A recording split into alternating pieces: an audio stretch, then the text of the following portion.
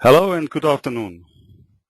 My name is Walter Rustler and I will present you today's webinar. Today's webinar is about the structural analysis software package RFEM. I will give you an overview over the modular software architecture in Dlubal in general, and we will also do a hands-on workshop in modeling, designing and printing a simple project. Before we start, I'd like to explain a little bit about Dlubal itself and the software.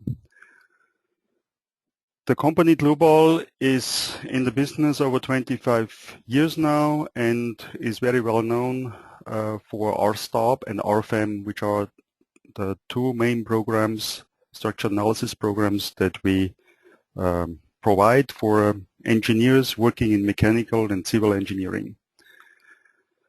The main program RFEM that we will talk about today is designed for calculations of any kind. It's a multi-purpose finite element software.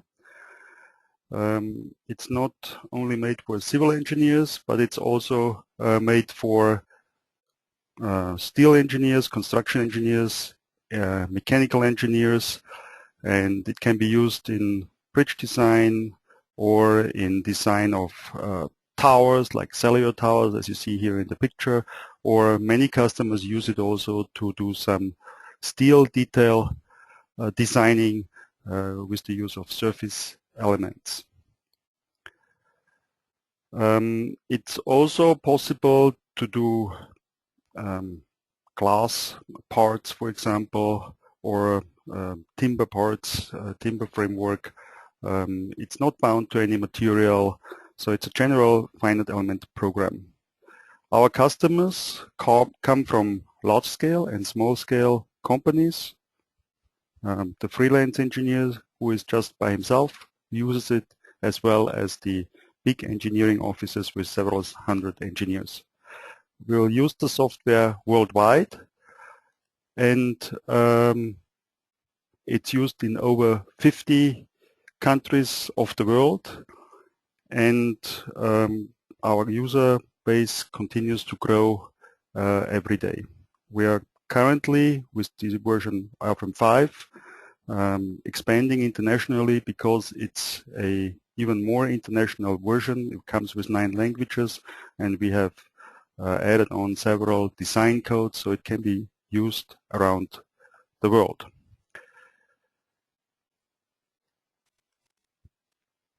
Before we start with the live demonstration, I would like to explain a little bit about RFEM itself and about the software concept. I will not do this in future webinars, so I will just do it once now. So for those of you who see it the first time, understand how the software is designed and how it is to work with the software in principle. Dlubal Software comes with a main program. In this case, it's RFEM in version 5. The second main program we have is RSTOP in version 8, which is very similar to RFEM, but it has the limitation that it's only usable with beams. So you can do frame structures consisting of beams and columns and struts and so on, while RFEM also includes surfaces,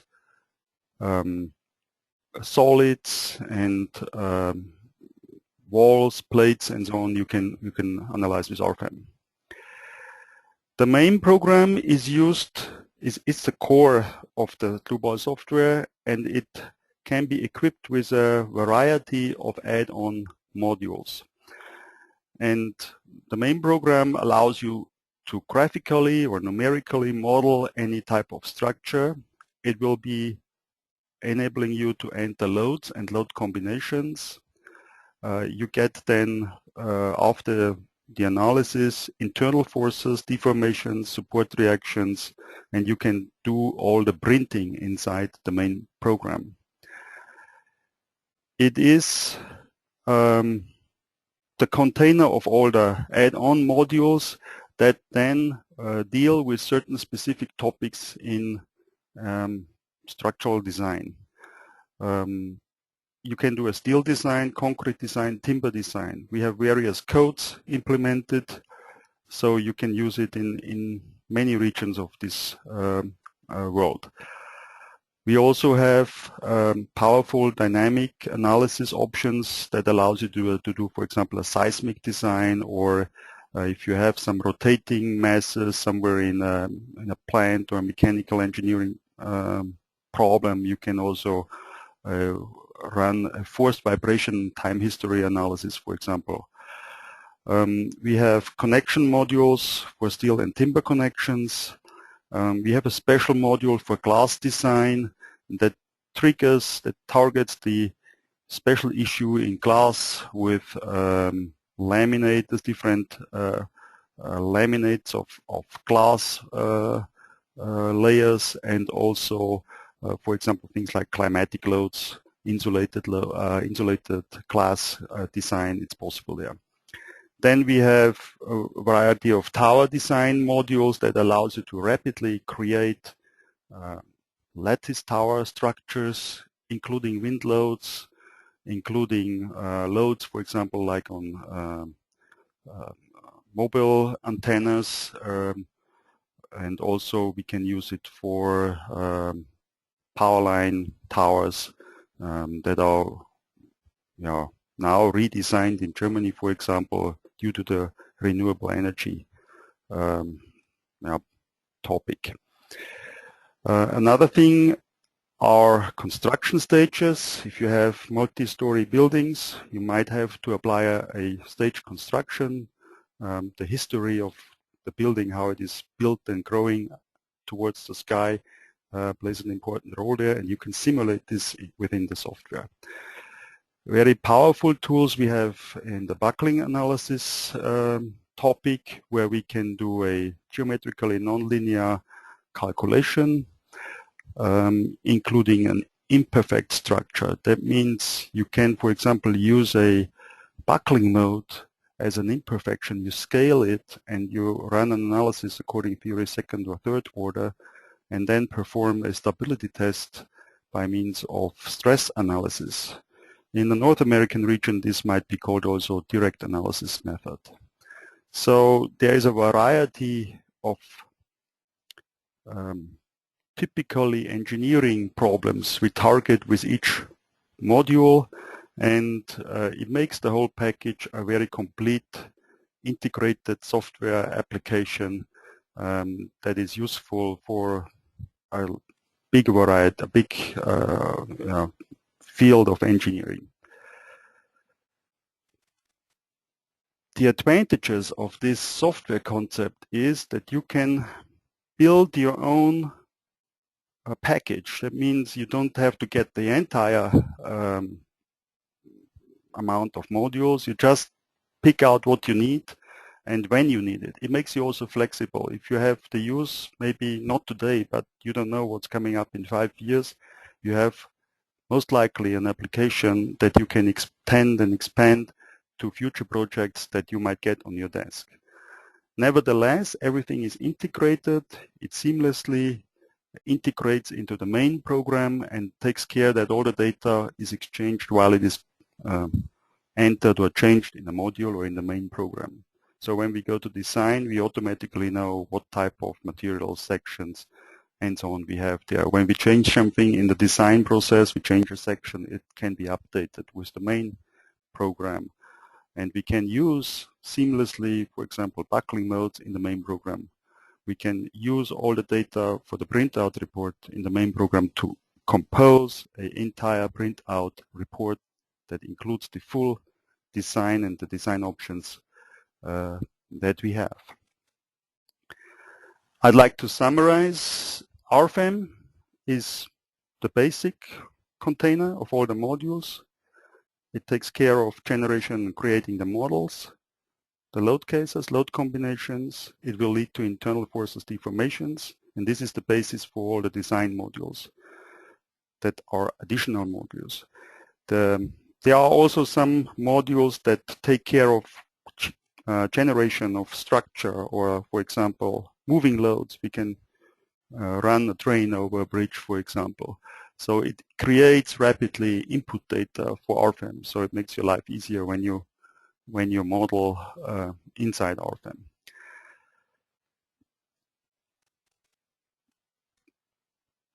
Here you see a typical view of the software. It comes with toolbars.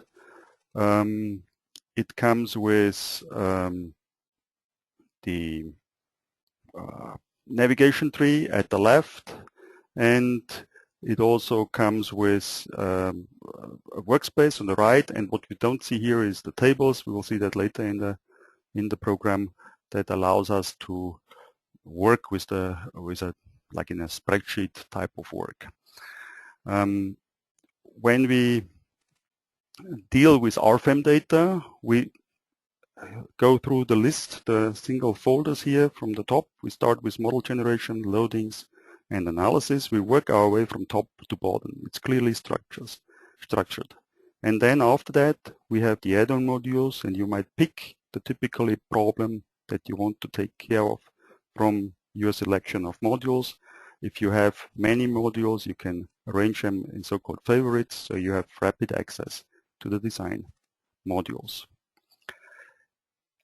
All in all, it's also kind of a guidance for your workflow. You kind of work from top to bottom. You don't have to search inside the software where things are, how they are, and we can easily go from top to bottom. We'll see this then live in the software. Before we start to work with the program itself, I'd like to explain a little bit how you can ask us simple questions. My colleague, Robert Vogel, he is helping me today, and he will answer your questions that you can type into the question toolbar.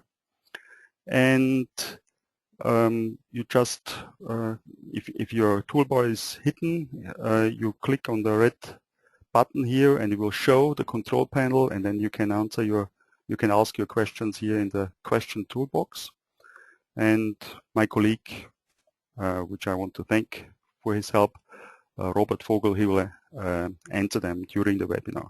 If he is not able to answer all the questions, we'll follow up on it during the next hours, and maybe tomorrow it should be all done. If you have more detailed questions, things that are more complicated, that cannot be answered in a simple, short way, please be so kind and direct them to our hotline. Hotline@dlubal.com is the email address, and we will then take care of it this way.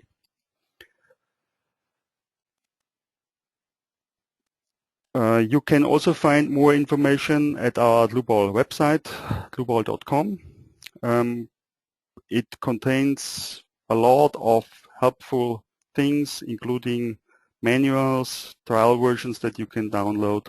I also like to point out our social media pages that you can visit and access from our website.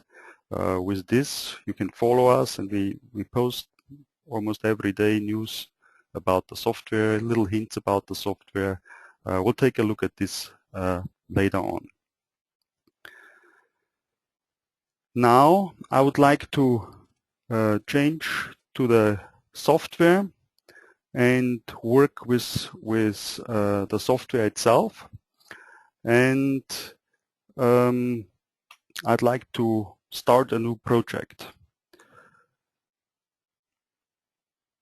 You start a new project using the file new command or new model command, and you have to enter here a model name. I can use just some kind of number, or I can use any name. I can put there description, for example, my project, and you can assign a project name to it. A project name is kind of a container for multiple files. If you have one building, one project, you might just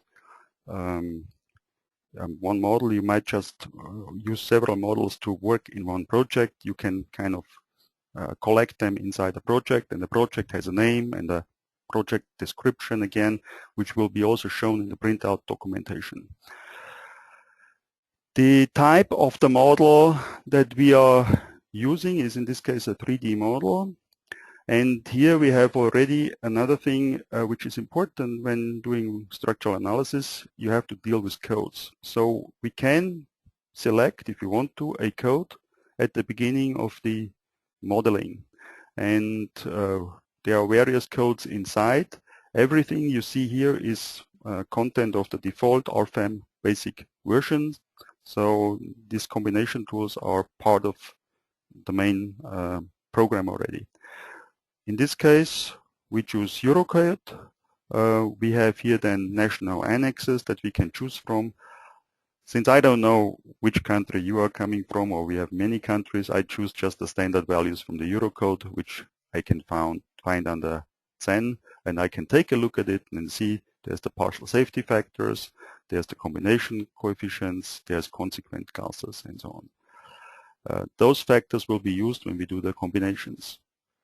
Nevertheless, those values are already predefined. I can change them and I can apply modified values if I want to. So it's also flexible. It's guiding you, it's preparing you the information that you need at this moment. But if you want to change something, you're not limited.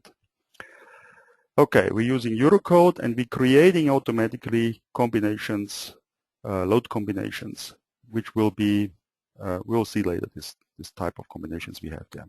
I'm also using a template that gives me some setup that I typically want to use that allows you to set up, for example, materials, cross-sections, and other content. Okay, with this, I'm going to start my presentation, and I have a new model, a new workspace here. We see here the navigation tree. We see here also the tables that are here that were hidden at the beginning, which resemble just what I said before in the PowerPoint. We have here the model data, nodes, line, materials, solids, and the same thing is here, node, line, materials, solids. Wherever you work, wherever you enter some data, it will be automatically updated in those tables or in the navigation tree here. Doesn't matter if I do it graphically or numerically, everything will be synchronized. And then after that, we get here to the loads, results, and down here we see the add-on modules. And there's quite a list of modules. We will not be able to show all of them today, but we'll pick some most important ones. And the same thing is also here. You can work your way maybe from left to right. You start with node, lines, members, and so on. But I will explain most of it while I'm working. And I'm doing now a small project consisting of several frames, like a framed building with a little bit of a concrete basement below, so I can show you the principal way how to work with steel design and concrete design. Okay, we'll start based on this grid that we see here. The grid can be adjusted, can be in different distances, can be polar, can be Cartesian. It can also be even so that you can import DXF layers and so on. We will cover this in further webinars. Now I start just with nothing. I just start with plain RFEM and I model my first column. I start here with creating a new member in a single mode. I get a dialog. I select the member type, which should be beam. I create a new section. I just fill out the dialog. It's quite simple. I get here my wide flange beams, for example. I can pick it from the library, and I pick myself a cross-section of size maybe 360. I assign a material. I also have, of course, a material library that I can choose from, which can be categorized according to material code and so on. As I use the template, I have already steel as a material preset here. I say hello, I say okay, and I get my cross-sectional values here, okay again, and start just to click in my first column. I use the grid, and my first column should be 5 meters in height. The second column should be at a distance of 20 meters, and I just enter it one after the other. So the grid is pretty coarse. If I want to change anything, I can just double click on it and change any coordinate as I like. When I want to rotate, I press the control key, click on my mouse wheel, and I can rotate the structure. If I use the mouse wheel, I can zoom in and zoom out. So quite simple to use. Next, I will enter a new cross beam. Again, I create a new cross section. In this case, I will take an IPE rolled section, size maybe 450, again made from steel, and I just roughly enter it here into the structure. One, next one. I just snap to the existing nodes. I can show the node numbering if I want to. Right mouse click and you see the node numbers. If you don't want to see them, I can hide them. Renumbering, making a system of the nodes is also possible. Next, I will create some supports. So I work on to the right here, new nodal support. I can create a new one. I can pick from some templates. I can say it should be fixed in X, Y, Z and fixed around C, for example, or you can do also nonlinear properties as you like. Okay, and I just assign the supports. Next, I will extrude this structure into 3D. It's a very important feature of RFEM, copy and move.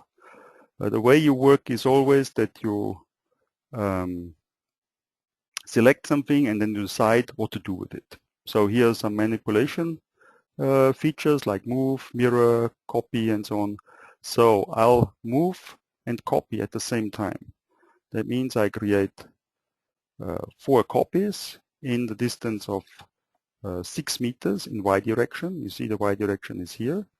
And I have additional settings. I want to create lines and new members between the selected nodes and the new copies. And by doing this, I quickly can create a 3D structure. And right away I see it. This is important. It is very, I would say, intuitive, very, what you see is what you get, like I would say. So I've seen I made an error because there's a cross beam here that I don't like. So how to handle this? Well, you just select it from right to left. We call it also crossing. It's selected and then you can use the delete button, the delete key, and delete it. Now, if you want to change something else, you double click on the item and you can change everything at your fingertips. Next, I don't want to see the grid, I hide it. And I want to create some new crossbars because the distance from here to here is not is too long. I need some extra crossbars to stabilize those main beams. So I can do it the same way. I create a new beam, a new cross section again a wide range cross section made from steel. Okay, but this time I'm using not a general beam element which has 6 degrees of freedom. I use a so-called truss only N type, which means it has releases on both ends and it can carry only, or it can show only axial loads.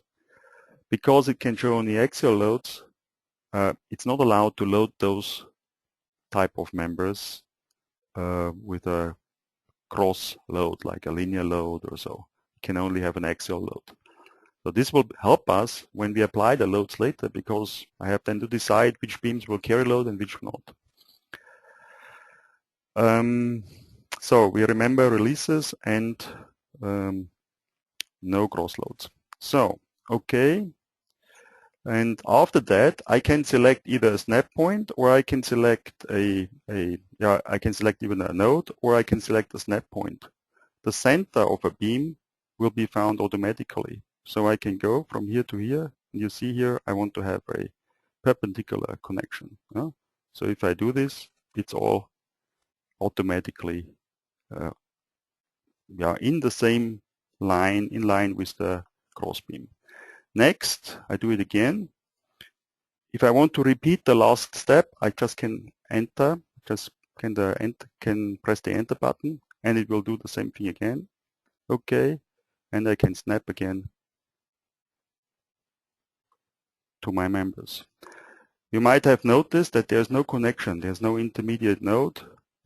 If I want to correct this, in order to transfer the forces, I use the connect lines or members tool. And I just draw a rectangle around the structure and it will automatically connect. Again, I want to change also those outside crossbeams to the same type here. So I can either click on each individually, or I can do it more clever. I can say, okay, maybe I have thousands of those members, so selecting them individually will be quite time consuming. So what to do is I use the edit select special tool. Here I can select members that are parallel to each other. So I pick a particular template member, and all the other members that are parallel to this member will be selected. Now, since I have the selection, I can do something with it. And for example, I can edit everything, and I can assign members, member types, releases, and so on. Well, which one to use? Well, I want to have the same like this one. So I just pick this template, and then everything is taken over from this template, and by clicking OK, it will be automatically assigned to all the other members. So if it doesn't make a difference if you have just 1 or 1,000 members, it's only a few mouse clicks. Voila. Next, we'll need some bracing. Otherwise, it will kind of fall over. We have no stability in longitudinal direction. I'll use the tool called Generate Members. There's many other tools like tapered frame, 2D truss, grid, columns, roof, 3D frame, hall. We can do this actually within a few seconds with the 3D hall generator, but then you wouldn't see so much. So I'm trying to do a manual work so you can see how we can work with RFEM. So there are many generators for staircases, for example, arcs, circles, that are already coming with the base RFEM version. And one tool is bracing in cells. And here I use a member type tension only. I need a new cross-section for the diagonal bracings. I go to the library. Here you see the full range of the library. There's rolled parametric sections, timber section, built-up sections, and I want to have a bar. You see that we have different codes, different manufacturers. I've prepared a favorite group, and in this favorite group I only see what I want, the one that I want to use, and I can hide all the others. And here I just select a round bar, diameter 30, material steel. Okay, and then I can pick virtual lines. Virtual lines are something that will connect automatically. It's already actually done. It remembers it from my last work. I can pick those lines here and create an enclosed cell from the columns here, because as you see, the cells for the potential cells for the diagonals are found from the structure. But if there is no boundary member on the bottom here, it will not find it. That's why I have to have this virtual line. And now I can just pick the cells I want to have the bracings in. When I pick those, I can use my window again and click OK. And here we go, and we have our bracings in there. The same way I could do it also manually. It's not a problem. I just use this generator at the moment. We have here a rendered view. It's transparent. We can do also a line-like view, wireframe view, or we can do a full rendering view where it's then not transparent. If you don't like any of this, and for example, if you work with the wireframe type, it's possible to use the display navigator, which is a second tree here, and you can select the member topic here, and within the members you can say I want to see the cross-section outlines, so I see exactly how the cross-sections are oriented in the structure. Okay, next I'll need some columns here. I forgot to model those. Well, another really outstanding feature of RFEM is that you can use the drag and drop functionality. You select something, you use the control key, click on the selection, wait a little bit, and there will be a plus symbol. And then you can just drag and drop the columns or the objects to other locations and glue them on there. Yeah? Again, at the same time, I can edit the coordinates, double click on it and say, okay, I want to have it on level 0. Okay, multi-selection, everything will be on the same level. Also, I want to rotate those columns. I double click on it. I say 90 degrees. I can use, for example, apply, and you see how it will rotate. Also, I want to have a new cross-section. So I can use, again, my library, and I want to have a smaller one. Okay, okay. And I want to have, if I apply again, you see the cross-section will change. I want to have releases at the end.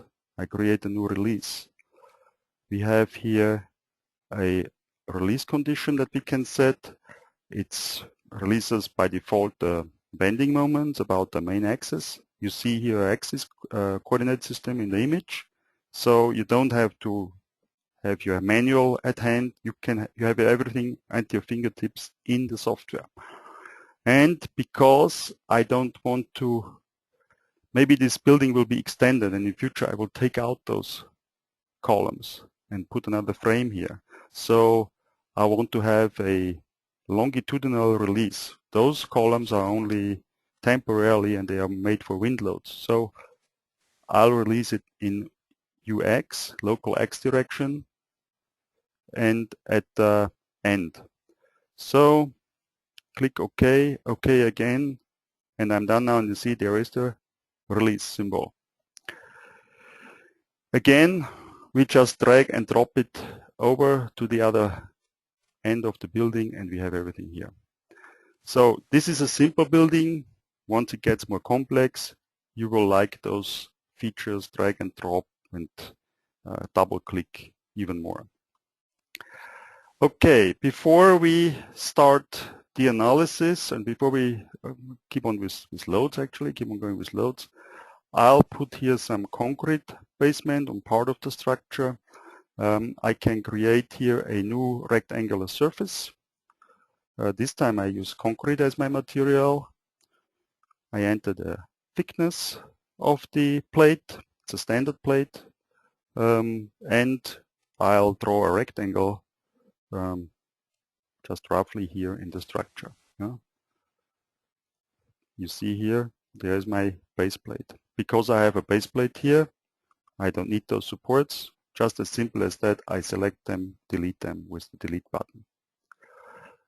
But I'm not done with my basement yet. I need to have a basement below there. So what can I do? I use the right mouse key. Right mouse key, extrude. Right mouse key will always offer you some useful functions when you work with an object. If you click on a node, on a load, on a beam, on the surface, you get some corresponding functions that you can use. So in this case, I want to extrude a casing. And the casing means I can extract something from the current selection, and I enter here 3 meters. I click OK, and I have a casing from this surface. I also can do following. I can select the surface. Somebody might just be used for to Control-C, Control-V, copy-paste. I use the first I have to copy it, Control-C and Control-V function. Select here where I want to copy the selection. Okay, and there will be another surface at the bottom. This surface needs to be supported, so I edit it, and here I have the characteristics of the surface. It can be supported. I can set the degrees of freedom I want to lock. I click OK, and I have my supported surface. Okay, now I have an enclosed box. There's no way to get down in the basement. Of course, I can work with openings. There's various types of openings that are available. By default, I use now a rectangular opening, and I just click on the surface and I get my rectangular opening. Anytime you can select a node, double click on it, change it. If I should be 15, then it will be 15. You have undo, redo. You have full control of modeling the structure. Last but not least, I want to apply some releases along the boundary line of the surface. So I edit it again. I look, where could it be? Releases. And I click new release. Surface number 1. Okay, I don't want to have any bending moments here. And I click on which lines I want to have this release. So 1, 2, 3, 4. Okay, because the top slab should be fabricated on top of the walls, and there is no, I don't want to have rebar for a moment resisting here in this connection, so I make a release here. Okay, this is it for my model. I hope I did not forget anything. Well, I forgot one thing. Now we have a fixed connection between the surface and the wall and the column here. If I want to change this, just as simple as this, I select all my columns. You see here is also there is the direction, beginning and end. There's a little arrow. So with double click on all those elements, I say at the member start, I want to have a moment release, and I click it, and here it's entered. Okay, but now I think we are really done with our structure. We can hide the grid, we can go back, we can hide the outlines, we can go back to the transparent rendered mode. Let's see what happened. Maybe first I save it, save the model. If you go back to the data tree, you see what happened here. We have a variety of nodes. I can right click it. I can find, for example, input errors if something is missing, something not right. I also can show the tables. We have here the tables. Everything is also in the table. If I want to know the coordinate of this node, I click on here. The tables are synchronized, and we see this coordinate is 15 meters, 18 meters, and minus 5.5. This node is node number 31, 15, 24, 0. I can add a comment there if I want to find it. I can select then parts by comment later, for example. Okay, we have here materials. Oh, one thing here, I have a third material. Before I had only 2. Okay, you see here is also the synchronization. Well, by copying the surface, it also copied the material, but I don't really like it. I think there is no reason to have twice the same material here. So how to change it? Quite simple. Double click on it, general, select the material, number 2, okay. And what happens here is the number 3 material gets a different color. This different color means it's not used anywhere. So it just is an extra line in my printout report that I don't like, and I just delete it. I don't need it. Okay, we have surfaces, everything is here. I just go through my red line from top to bottom. Okay, do I have everything in there? Surface supports I have my cross sections. Maybe I should check whether they're all okay. Is there something wrong that I did not correct? Maybe something is not quite right here. No, it looks quite okay. Looks good. Same thing I can do here in the tables. Member, cross sections. It's also a good way for selection. For example, if you click here, you see here, everything is fine. Okay, member and releases, where are those? They're all selected. Okay, everything is fine. Now I get to load cases, combination expressions. This is a new topic. We are done now with our modeling. We want to enter now loads. I'd like to show you this time how to do it with the tables. And I go here to load cases. In the table of load cases, there's a second button here. For those of you who know the software, this is a new feature. Load case, and I can enter here in the table my load cases. Very simple. I can use, for example, also Excel to import-export a list of load cases. Self-weight, second load case should be snow, third load case should be wind, and another load case should be imposed load. So by using those keywords, the software automatically can find so-called action categories from the code, from the Eurocode. The first load case will have the self-weight active, and the other load cases will have it automatically disabled. Those load cases need to be assigned to so-called actions, which I can set up in a different table. And because the software is smart, it automatically assigns the correct actions to the correct load cases. And I need the so-called combination expressions, which are design situations. There are already 4 design situations predefined, which I can use or not use. In this demonstration, I will only use the ultimate limit state combination expressions. Then we talk about combinations. In this case, we do action combinations based on the design situation.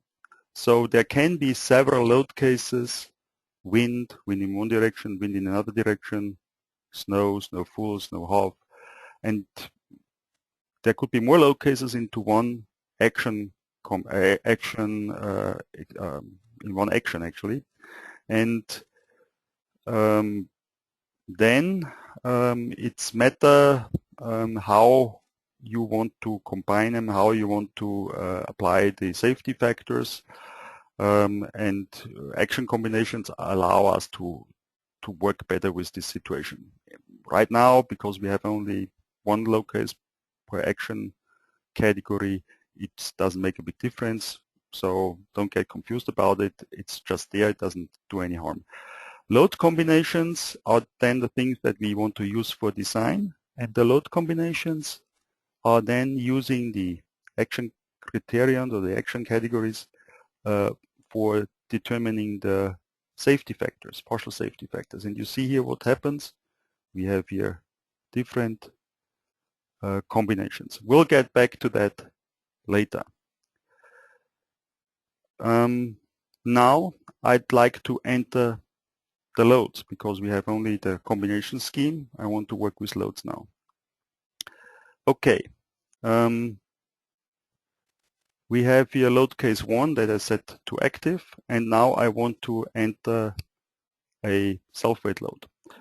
Again, I use a tool called generate loads from area loads on members via plane. First of all, I have to select the magnitude, 0.3 kilonewton per square meters, and I have to select the surfaces. There's one surface here. Okay. Actually, let me go back one more time because I want to delete everything which was from previous input. It remembers the input because you might want to change it. You might need this plane definition for them additional loads. So you can easily just enter the load magnitude and apply it again. But I show you from the very beginning, I define one plane and the second plane. I just need to select the boundary nodes. And you see all the red marked members are loaded. The other cross beams are not because they are of type truss only N. I don't have to deselect them. I could do so if I wanted to. There are different options here, but in this case I don't have to. Okay, we have here load distribution or load direction. It can be in all different types. and you see right away how the load is applied. So this is typical for safe rate. I click OK, I get a statistic, and I have my load applied.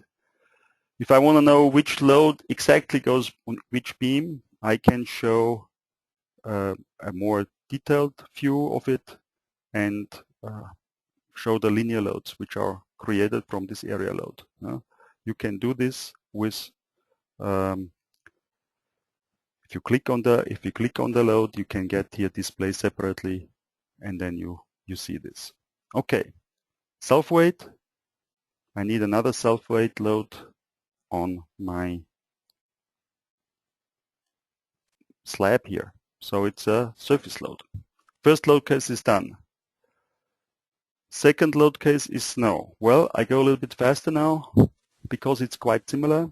I generate loads from snow loads.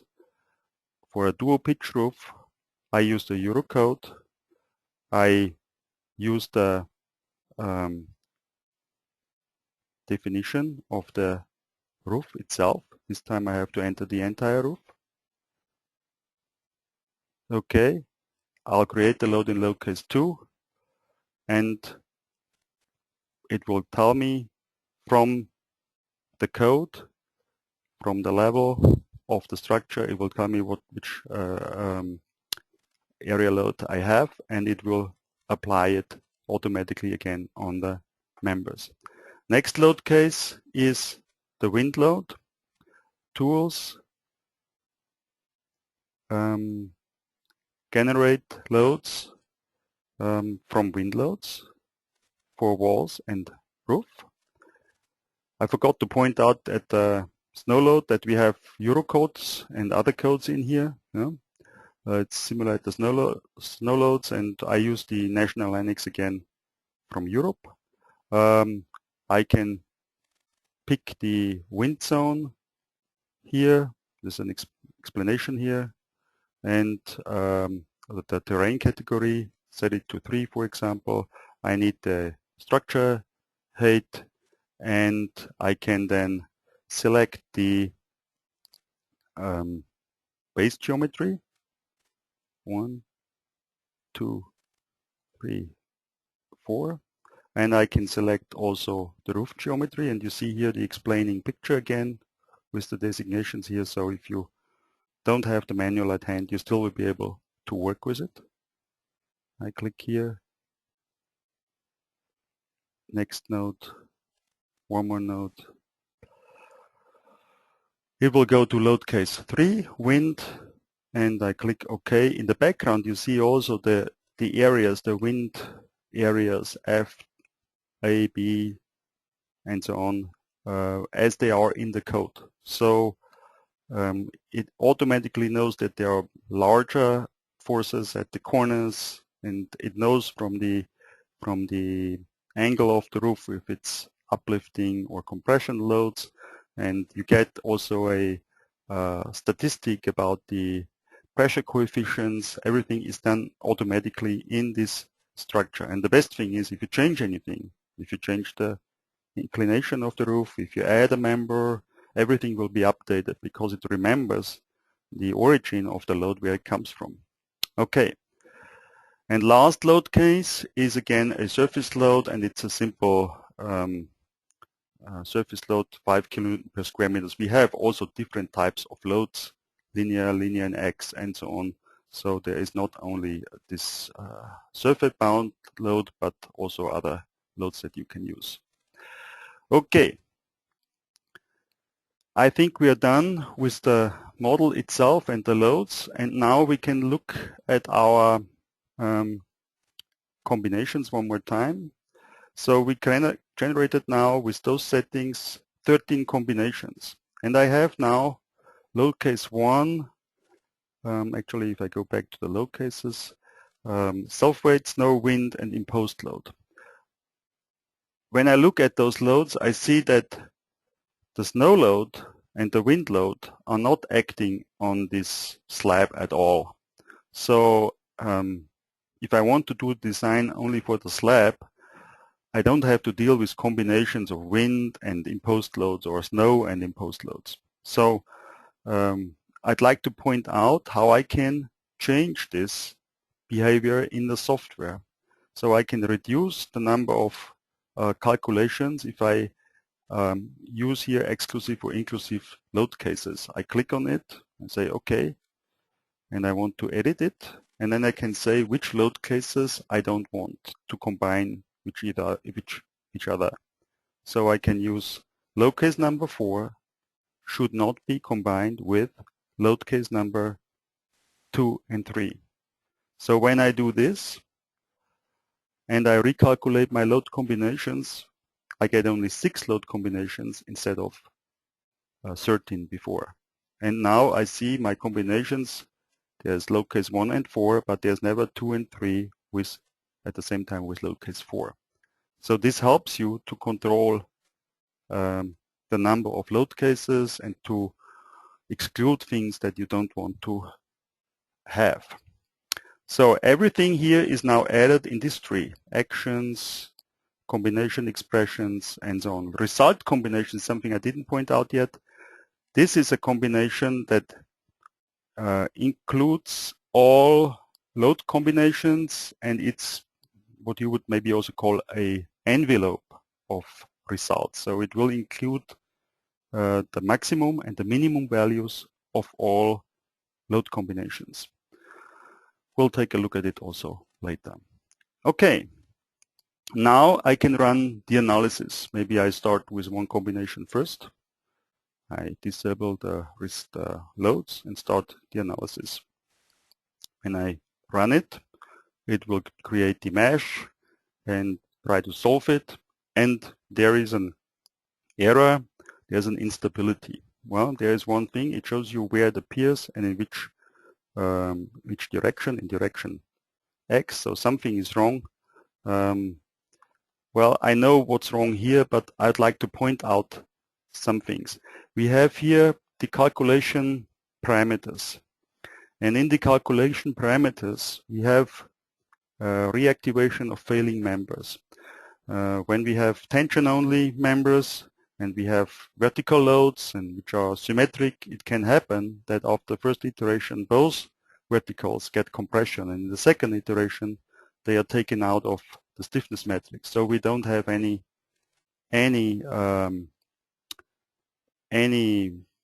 stabilization. So the reason why this is here is because I made those tension-only members too weak, and I changed the number here, and I try to calculate again, and I will see then what happens. And there's another problem. Maybe I did something else. Oh, I notice here there is also missing a support here. So I deleted another, accidentally another support. So I should change it. So I use the hinge support here, or the one I defined here actually, this one. Okay, and I apply it here. And now I think I should be okay. Calculation again. And here we go. Now we can see already the iterations are more, and we get the results here. There are other things that you can do to find such instabilities and to get help to find where the problem is. This will be also in a future webinar. We see here now deformations. We see here internal forces. We see here surface results. We can check here in the result navigator. There's a new navigator here. What type of result we have here. We can show and hide result values. We can click what we want to see, axial forces, and so on. Okay, everything you saw so far is basic RFEM program. Nothing else is used but RFEM. Next, we go to the first design module. We go back to the data tree. We come here and we start the Eurocode 3 design module. Maybe first we run the analysis and see if really everything is okay with our load cases. We calculate everything. We hope now it's stable. Takes some time. You see here what happens, which load combination is analyzed, if it gives you trouble or not. You can follow the iteration process, which is also important. If it never converges, you should know how things are. It gives you the maximum displacement, and so on. So now we have all the results, and we can flip through all the load combinations and see what happens here. Okay, it's fine. We see everything is okay. I want to do a steel design, sizing the steel cross sections. I double click on RF Steel EC3, which is the major design module for Eurocode. We have other codes, AISC, British Standard, Chinese code, Canadian code, Australian codes, different things. Again, we have here the national annexes, and I want to design, in this case, I want to design all members. Just don't want to waste any time in setting up columns and beams. I just want to design all members. I use the result envelope, which contains all the combinations with the safety factors. Okay, next I have materials. It knows that I can only do steel here, takes only material number 1. The cross sections are here. I want to optimize them. So I select from current row, so it will use all AGA beams that I have available in my database, and I do this also for my other cross sections and also the intermediate posts here. Notice if I click on here, it will automatically select the beams in the structure. Okay, I can do lateral intermediate supports. If I have problems with lateral torsional buckling, for example, I can put there a horizontal stiffener. I have to deal with effective lengths. This module works according to the equivalent member method in Eurocode. So there I have to know buckling lengths or effective lengths. This I can either enter, or I can use RF stability to analyze the buckling lengths, which is a different module, which we can take care of later. For me, maybe I just want to use a rough estimate. I need buckling lengths now for the columns. Well, how to do this quickly? Let me go back to RFEM, and now I need to select all the columns. How to do this? I could do it with a window, but there is those bracings, and they kind of would be also selected, so they mess my selection process. So I go to the views. In the views, you find here the option to activate or deactivate only parts of the structure. For example, members by cross-section. And I want to activate only, maybe it's better to see it this way, only the columns, or maybe also the bracings, or also the cross beams. So quickly you can make their fast view. Okay, this time I only want to have those columns. I select them. By double click on them, I can apply an effective length here in the member option. And I say bending about major axis Y should be an effective length factor of 3. This is approximately for frames, maybe a good estimate. As I said, there is a module called RF Stability who allows you to do this more accurate. Okay, so now if I go back to the Steel EC3 module, I'll get here a effective length of 15 meters instead of 5 meters. Yeah? So automatically it is updated. We talk about integration of module and main program. If I want to, I can take into account rotational restraints, shear panel for the cross beams, for the beams on the top of the frames. All is possible. Okay, I have the optimization and I run the analysis. So now it gets all the results into the design module. We get an optimized result. I can go to the cross section and you see what happened. 320 is used now, before it was 360. 500 is used now, before it was 460. and these ones are both 100. Before it was maybe 180 and so on.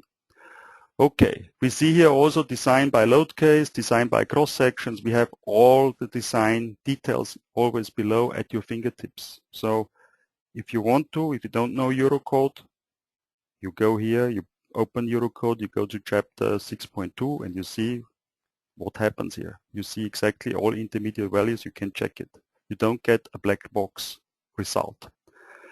It does all the member classification, it does the check for capacity, for buckling, for lateral torsional buckling, and so on. So you get a full check of the member, the beam or the column. Okay, once I'm done, I update all my cross sections in RFEM, export all cross sections to RFEM because internal forces may change a little bit by self-weight, stiffness changes, and so on, and we can analyze with the new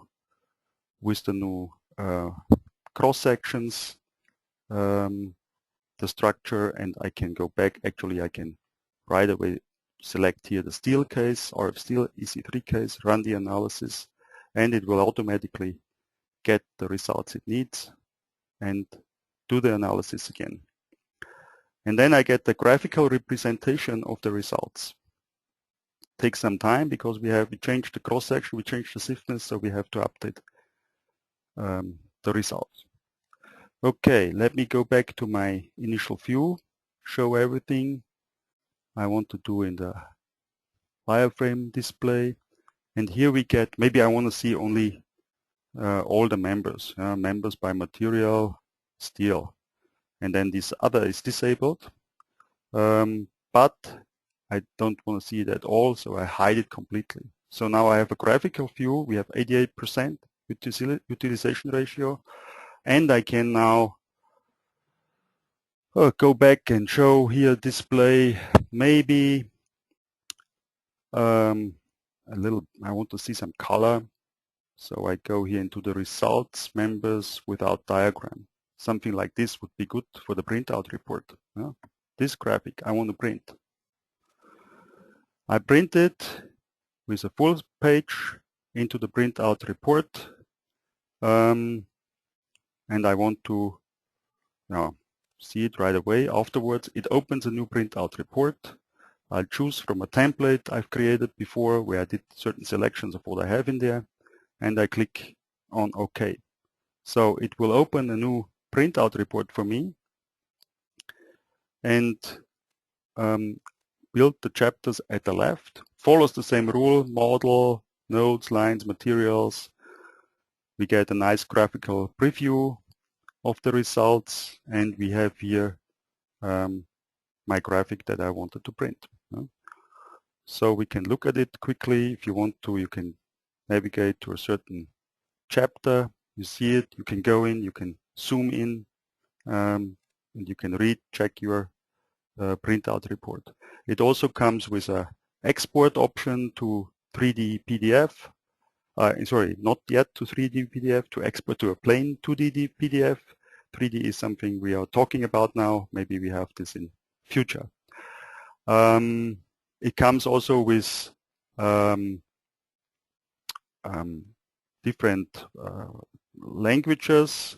For example, I can set the language to several different languages, including Italian, Spanish, Russian, Czech, Polish, French, English, of course. So you can work in different languages and print in different languages independently. Okay, I'll close my printout report. Looks good so far. And I keep on working with my design. I'll still miss the concrete. Quickly, let's do the concrete. This time I select only the concrete and I hide the other stuff. Okay. Quickly, we do the concrete design of the slab. We select RF concrete surfaces, which is the concrete design module. We select the ultimate limit state. We choose again Eurocode.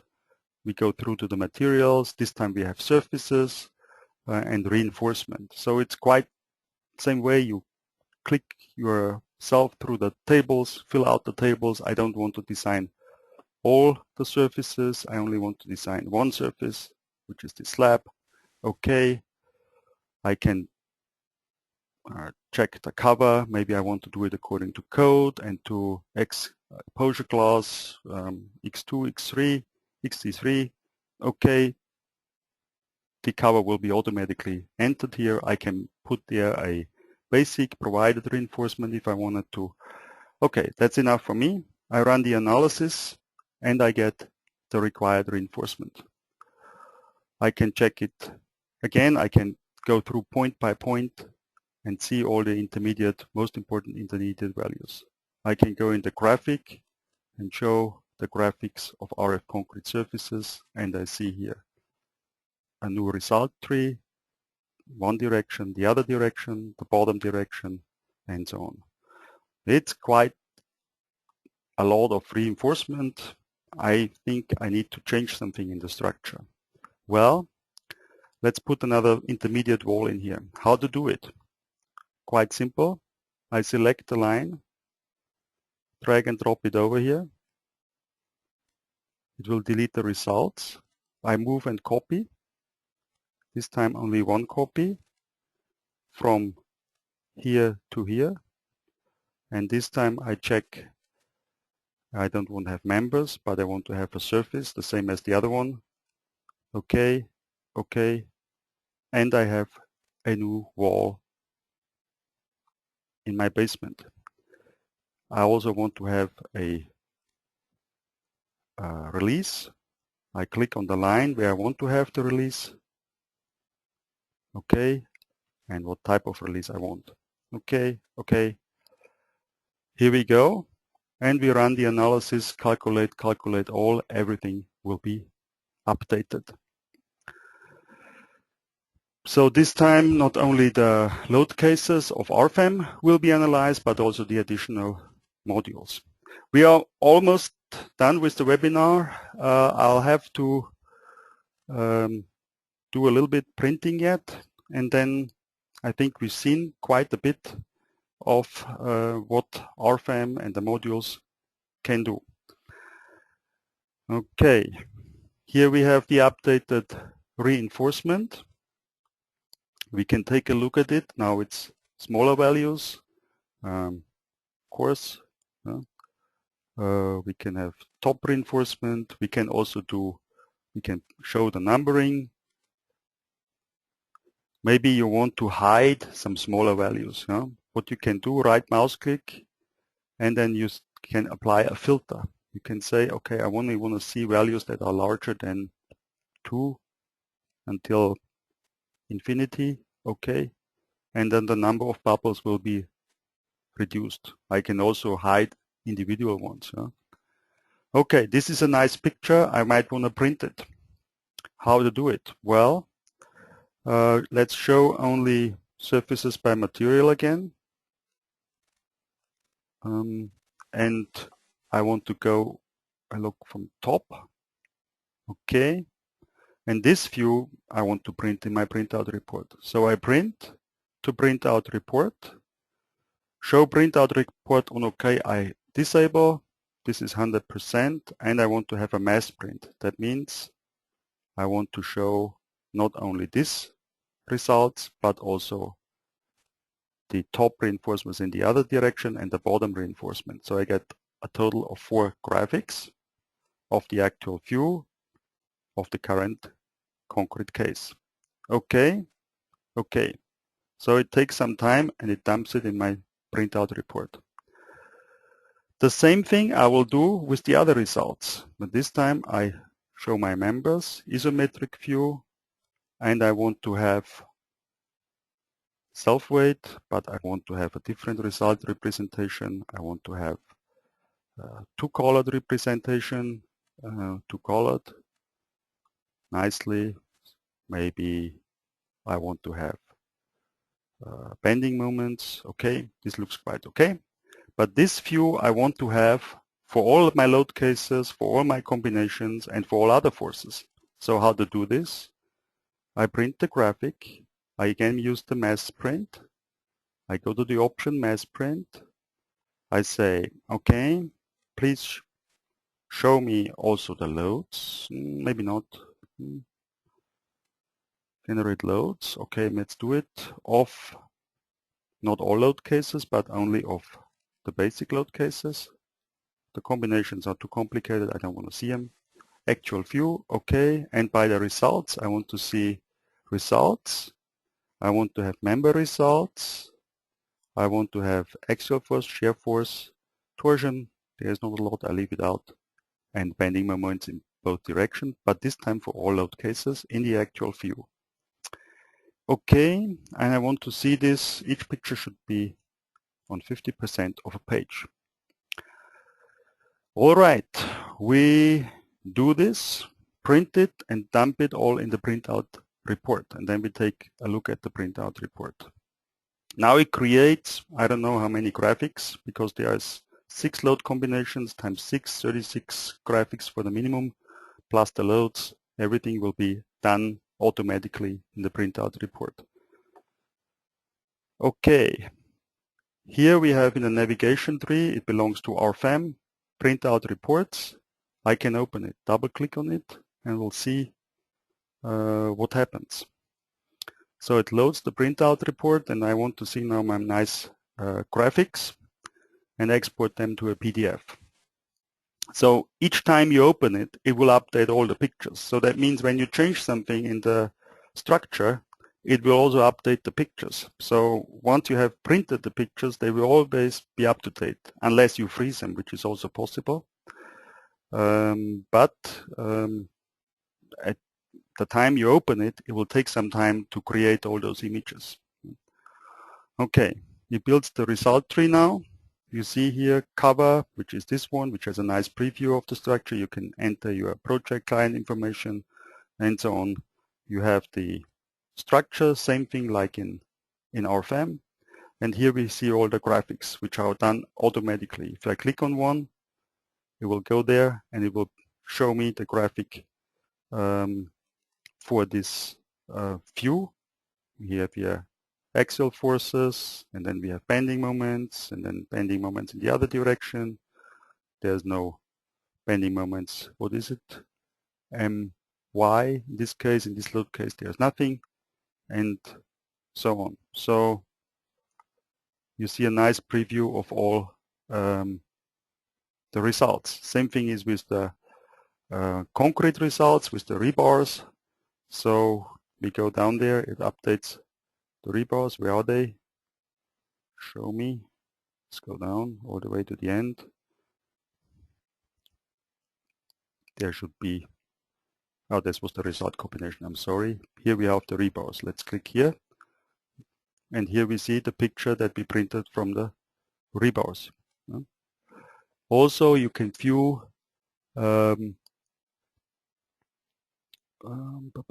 zoom in 2 pages, so you get a nice picture, nice preview of the picture. You can change your header, you can change your fonts, everything is possible.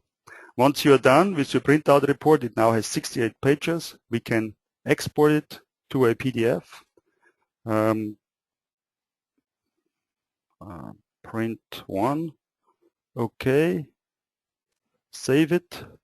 And it will create a PDF file that you can send on to your customer, and it will have also a nice setup with list of table of contents and so on. It takes some time until it's created, but we wait until it will show up. And that gives me maybe also some time to look at some questions that I might want to address at the end of the webinar. So let me see which questions are here.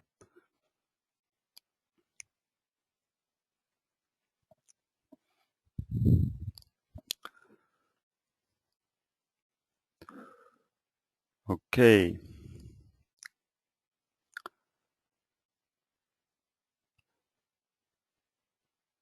There is a question from a student that is a postgraduate mechanical engineer. I'll like to point out that we support students. They can download the software or they can apply for the software on our website. We have our students, if they provide a proof that they are students, they can use the software time limited for free. You can get this information all on the website at the student. There's a student website. I will point that out later. And then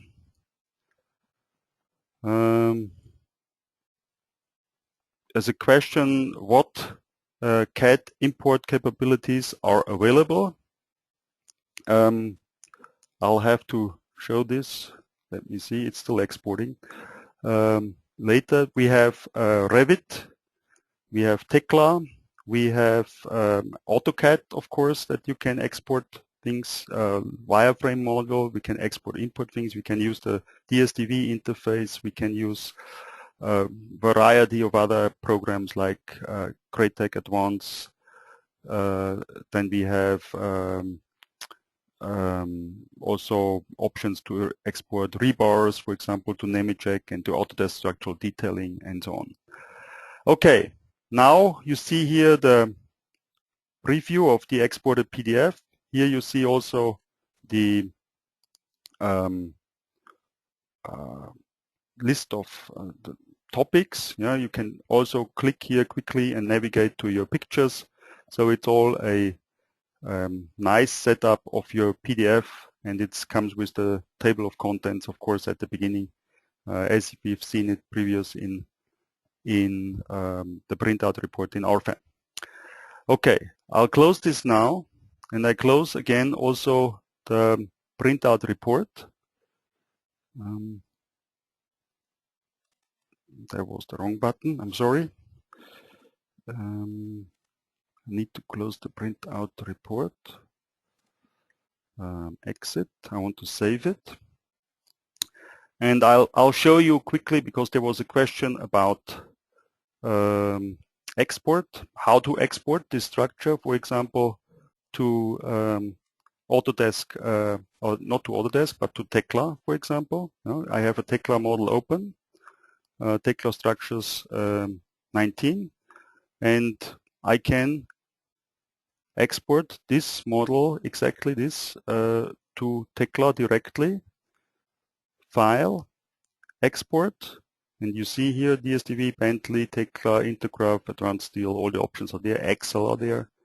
And here is the direct interface, Tekla structures, and I can export it directly. It will communicate with Tekla and export it automatically to Tekla structure. I'll override the existing model, or I can update an existing model and click OK. And while you go to Tekla,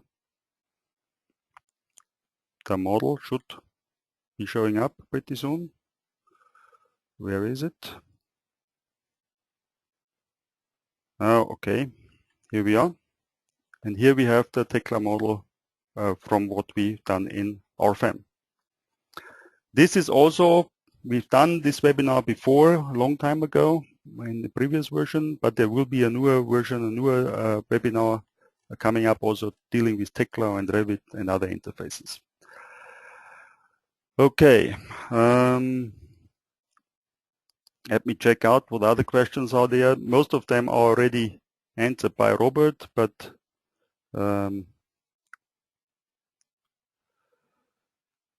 there was one question, what about soil loads on the concrete basement? Well, I didn't enter it because it's a support, it's a rigid support on the basement. In this case, it doesn't make sense really to have a soil load on this plate down here, but of course there can be an elastic support, and then it would really make sense to have loads on there. And okay, let me select it. And then of course there will be internal forces and so on, and then it would make sense to design also this. We have also a module for soil, it's called RF soiling, that allows to generate elastic springs from certain research or certain evaluation of soils. And this is another topic that we could also cover in a webinar, of course. Let me navigate through quick.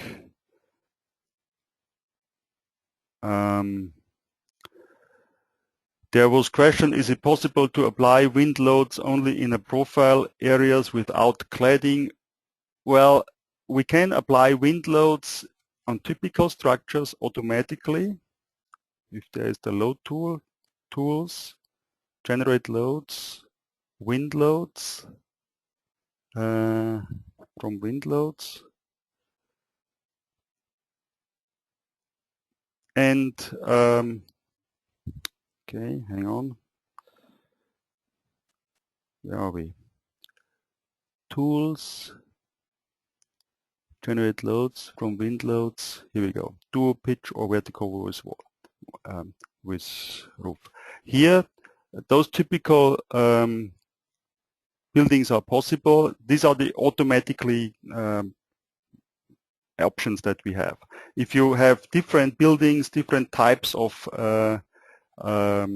building structures where you need to apply wind loads, you always have the option, of course, to work with linear loads or member loads that can be, of course, trapezoidal or different shape, even varying shape as you like, and you can, of course, enter those loads manually. Not all, unfortunately, not all types of buildings can be loaded automatically for wind. I'm sorry, but this is too difficult problem.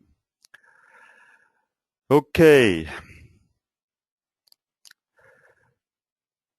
Maybe I give you some more general hints at the end. The black spot you see on the screen comes from the webinar software that I have on my screen, so don't be worried. It's normal. But I want to go back to the webinar and show you maybe a few more useful things on our website. If you go to our website, there will be options to download a trial version,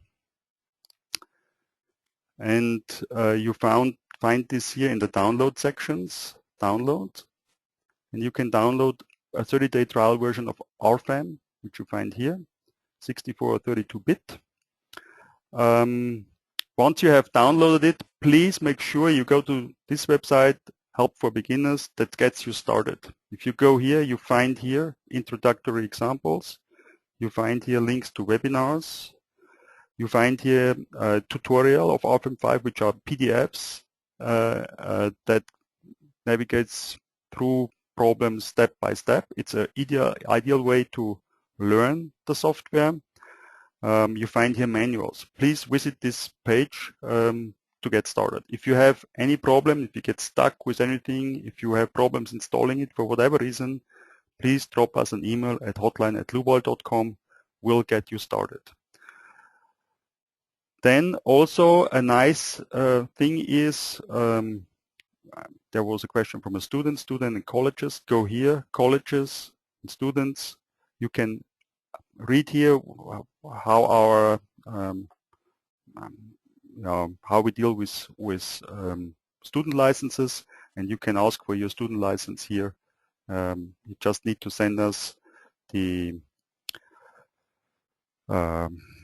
proof that you are a student, and then we will send you a student version for the time that you are studying. Also nice might be to take a look at the start page, and we go to our Dlubal blog. In the Dlubal blog, you find useful hints every day, tips, how to do certain things in various languages. You have a search function. You can find here something for wind loads, for example, wind, displaying generated surface loads and frameworks. Go here. It's a very useful thing. Our users really like it. Yes, and last but not least, I'd like to point out the projects and examples pages where we see projects that have been done by our customers latest and maybe well-known project is the Baku Flame Towers, which have been done with our staff. Bridges, buildings, various structures. This was done, for example, using the Revit BIM workflow, from all kinds of problems, historic calculations, and then here we have a typical mechanical problem, for example. Go through, take some time to look at those projects as well. You find here videos, and in the calendar you find also things that we do, where we are. You find also webinars here, like the webinar like I'm doing now. You can find here the next webinar, which will be in about, it will be on August 8th, and will be dealing more detailed with steel structures, analyzing steel structures using RFEM. So we'll go a little bit more into details in the Eurocode 3 module. Okay.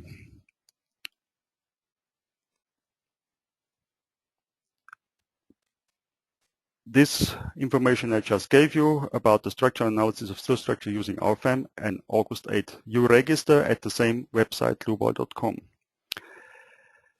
Okay, I think I've said quite a lot of things. Maybe it's also a little bit long for a webinar, but thank you for all of you that you stayed here and were part of this webinar. I hope you found it useful, and I'll surely would be happy to welcome you in future webinars. Please don't forget to register. Thank you for your time, and goodbye.